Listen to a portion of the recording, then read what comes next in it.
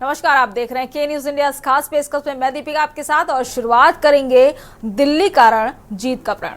महिलाओं के खाते में सीधा पैसा देकर चुनाव जीतने का जो सिलसिला मध्य प्रदेश से शुरू हुआ, अब वो वादों की डोर पकड़कर दिल्ली तक आ पहुंचा है। हाल ही में दिल्ली में पूर्व मुख्यमंत्री अरविंद केजरीवाल ने महिलाओं को हर महीने 2100 रुपए देने के वादे की रजिस्ट्रेशन प्रक्रिया शुरू की है, जिसका मतदाताओं में खासा प्रभाव देखने को मिल रहा है। देखिए हमारी एक खास रिपोर्ट। महिला वोट बैंक में बढ़त। अरविंद केजरीवाल सरकार द्वारा पिछले 10 वर्षों में लागू की गई महिला केंद्रीय योजनाओं का ही असर है कि बीजेपी सहित दूसरे प्रतिद्वंदी दल भी महिला योजनाओं पर फोकस करने को मजबूर हो गए। बता दें कि आप सरकार की महिला योजनाओं का दिल्ली की राजनीति पर गहरा प्रभाव पड़ा है। बता दें कि महिलाओं के लिए मुफ्त बस यात्रा, मुफ्त बिजली पानी और अन्य योजनाओं ने आम आदमी पार्टी को महिला वोटरों के बीच लोकप्रिय बना दिया है।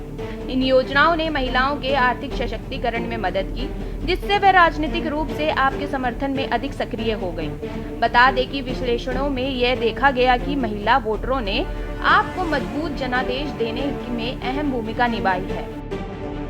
आपकी नीतियों से प्रतिद्वंदियों में खलबली। वहीं महिला योजनाओं ने आपको भाजपा और कांग्रेस जैसे दलों के मुकाबले एक विशिष्ट पहचान दी है। भाजपा और कांग्रेस के महिला सशक्तिकरण पर फोकस को इन योजनाओं ने पीछे छोड़ दिया है, जिससे आपकी महिलाओं के बीच छवि मजबूत हो गई है। आमतौर पे जब कोई नेता चुनाव के ठीक पहले किसी विषय पे चर्चा करता है या घोषणा करता है, तो लोग कहते हैं वोट के लिए कर रहा है। कई वादे किए जाते हैं धर्म के नाम पे, कई वादे किए जाते हैं जाति के नाम पे, कई वादे समाज के निचले तबके के लिए किए जाते हैं और कई वादे कुछ चंद उद्योगपतियों के लिए किए जाते हैं। ये ऐसा क्यों करते हैं? क्योंकि बाकी पार्टियों ने धर्म और जाति के नाम पे अपने वोट बैंक बना रखे हैं और बड़े बड़े उद्योगपतियों को खुश करना होता है क्योंकि उनसे चंदा लेना होता है। तो ये एक तरह से बड़े उद्योगपति उनके नोट बैंक हैं और बाकी लोग उनके वोट बैंक हैं। इस वोट बैंक और नोट बैंक के बीच में एक बहुत बड़ा ऐसा वर्ग है जो पिस के रह गया है। वो ना इधर का है ना उधर का है, और ये वर्ग है भारत का मिडिल क्लास। कोई भी पार्टी आज मिडिल क्लास के हित की बात करने को तैयार नहीं है। ऐसा क्यों है? आजाद भारत के 75 वर्ष में एक के बाद दूसरी पार्टी आई, एक सरकार के बाद दूसरी सरकार आई, और इन सब लोगों ने मिडिल क्लास को दबा के, डरा के, निचोड़ के रखा हुआ है। मिडिल क्लास और सरकार का एक बड़ा अजीब रिश्ता है। मिडिल क्लास के लिए ये लोग कुछ करते तो नहीं है, लेकिन जब जब सरकार को इनकी जरूरत पड़ती है तब तब मिडिल क्लास के ऊपर सरकार हथियार चला देती है। सामाजिक सशक्तिकरण और सार्वजनिक समर्थन। बता दें कि मुफ्त बस यात्रा जैसी योजनाओं ने कामकाजी महिलाओं, गृहिणियों और छात्रों को सशक्त किया, जिससे उनके परिवार में भी आपके प्रति सकारात्मक धारणा बनते नजर आ रही है। महिलाओं की सार्वजनिक जगहों पर बड़ी मौजूदगी ने दिल्ली में लैंगिक समानता को भी बढ़ावा दिया। 2020 में आपको मिली थी भारी जीत। बता दें कि जनहितकारी योजनाओं के चलते ही 2020 में विधानसभा चुनाव में आपको भारी जीत मिली थी, जिसमें महिला योजना का महत्वपूर्ण योगदान रहा। महिला योजनाओं ने दिल्ली के पारंपरिक वोटिंग पैटर्न को बदला और आपको निम्न और मध्य वर्गीय महिलाओं का स्थानीय समर्थन दिलाया था। मंगोलपुरी की जनता में जब से आम आदमी पार्टी बनी है, मंगोलपुरी हो चाहे दिल्ली की कोई सी भी विधानसभा हो, सबके दिल में एक ही आदमी है, अरविंद केजरीवाल। 2 साल लगातार यहाँ पर जो है एक आपकी जो प्रत्याशी यहाँ पर राखी बिरलान जी जो पिछले विधायक रही हैं, क्या लगता है इस बार भी तीसरी बार जो है राकेश यादव जी खड़े हुए आप प्रत्याशी, क्या इस बार तीसरी बार भी जो है आप यहाँ से सीट निकालेंगे? बिल्कुल, राकेश भाई को बिल्कुल सीट मिलेगी। मंगोलपुरी से भारी बहुमत से जीतेंगे वो। मंगोलपुरी के अंदर सारे लोग आरबी लोग में जितने हैं और सब यहाँ के दिल्ली की जनता जो है वो सब केजरीवाल को चुनेंगे और हमारा आने वाले चुनाव में ना झाड़ू पे मोड़ लगाएंगे सारे लोग। झाड़ू पर ही मोड़ क्यों लगेगी? जी, क्योंकि केजरीवाल हमारी दिल्ली का शान है और उसने हम पब्लिक और आम जनताओं के लिए बहुत सुविधाएं करी हैं। पानी फ्री करा है, बिजली फ्री करी है, लोगों को सुविधाएं दी हैं, घर चलाने में थोड़ी सी सहूलियत मिली है। इसी वजह से बसें फ्री करी हैं, स्कूल बनाए हैं, हॉस्पिटल बनाए हैं। तो दिल्ली को जो है वो केजरीवाल जैसा ही भाई चाहिए। इसलिए हमें आम आदमी पार्टी ही चाहिए। महिला नेतृत्व और प्रतिनिधित्व। महिलाओं के प्रति आप सरकार की प्राथमिकता ने पार्टी की छवि को संवेदनशील और समावेशी बनाया है। पार्टी में महिला नेताओं को भी अधिक महत्व दिया गया, जिससे महिला नेतृत्व की भूमिका बढ़ी। उधर अन्य पार्टियां भी अब महिला योजनाओं पर अधिक ध्यान केंद्रित कर रही हैं, जिससे दिल्ली की राजनीति में महिला सशक्तिकरण प्राथमिक एजेंडा बन गया है। महिलाओं के लिए बनाई गई इन योजनाओं ने न केवल आपको चुनावी बढ़त दिलाई, बल्कि दिल्ली की राजनीति में एक नई दिशा भी दी है।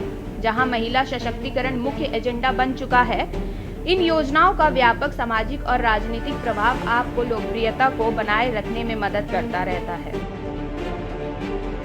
मिडिल क्लास के लिए मैनिफेस्टो जारी। आपको बता दें कि दिल्ली के पूर्व मुख्यमंत्री और आप संयोजक अरविंद केजरीवाल ने बुधवार को मिडिल क्लास के लिए मैनिफेस्टो जारी किया। उन्होंने कहा, केंद्र में एक सरकार के बाद दूसरी सरकार आई, सबने मिडिल क्लास को डराकर दबाकर रखा हुआ है।